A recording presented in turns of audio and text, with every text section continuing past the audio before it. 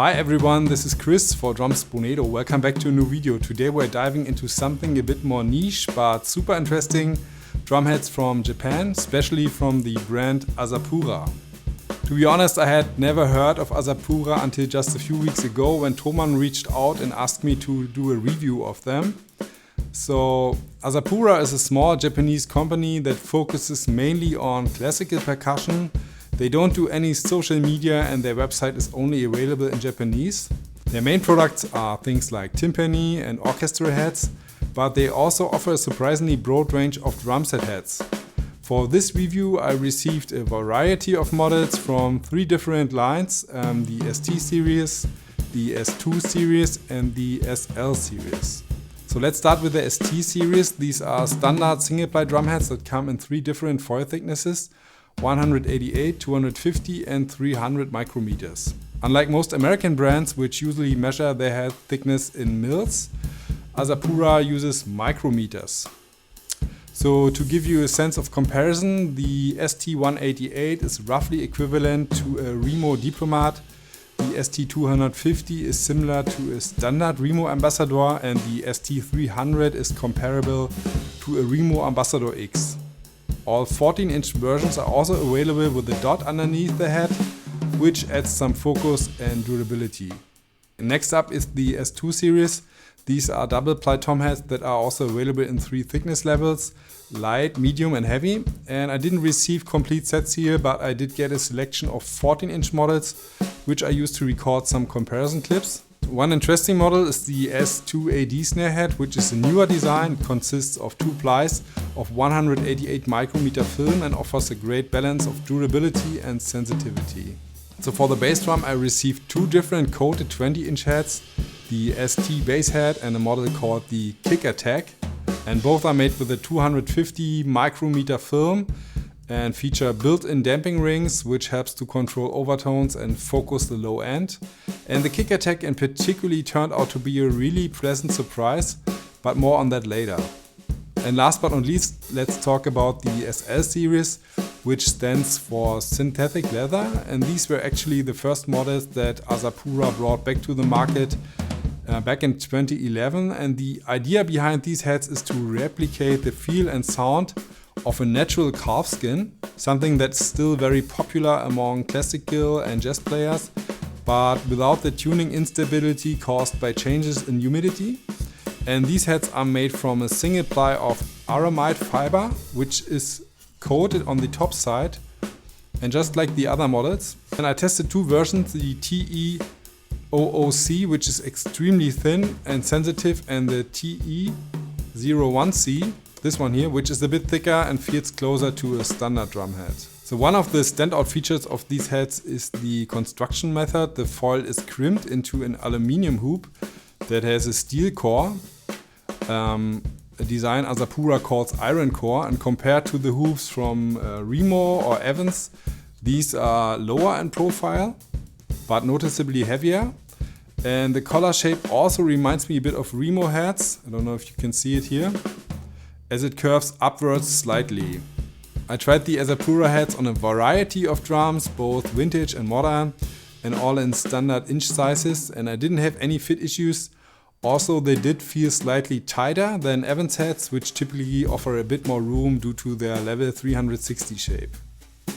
So you already heard a few examples in the intro, but now I want to show you more sound samples. I recorded various head combinations using my Pearl Masters maple gum toms in 12, 14 and 16, as well as my Sonor Swinger 20-inch bass drum and four different snare drums, both wooden and metal.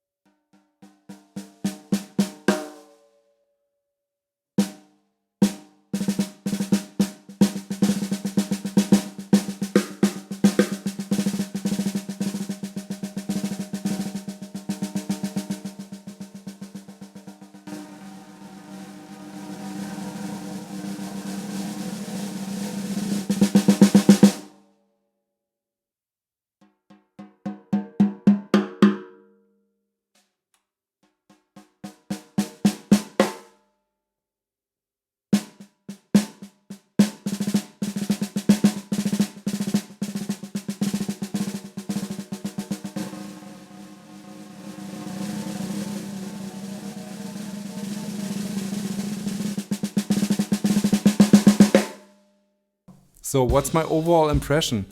You can really tell that Asapura's roots lie in classical percussion. These heads have a full natural sound that really fills the room even without microphones. And what impressed me most was how they feel when playing. The rebound is excellent, tuning is easy, and there's none of that plasticky attack you often get with other brands. As for personal favorites, I really like the ST-250C coated heads as an all-rounder both on toms and snare. The ST-188C is also great if you're after a more open and jazzy sound. And the S2-AD Snare head was another highlight. It's incredibly versatile and doesn't feel like a typical 2-ply head at all. The kick attack bass drum head really surprised me in a good way, punchy and focused, but still musical. And although the SL series is clearly more geared towards classical players, I still found it very usable on a drum set snare, especially for lighter styles or jazz. The pricing of these heads is very fair considering the quality and the unique character they offer. So if you're curious, I'd definitely recommend checking them out for yourself. So that's all I have for today. If you're interested in any of the heads, feel free to check out the purchase links in the video description down below. And thanks for watching, and I hope to see you in the next video. Until then, bye!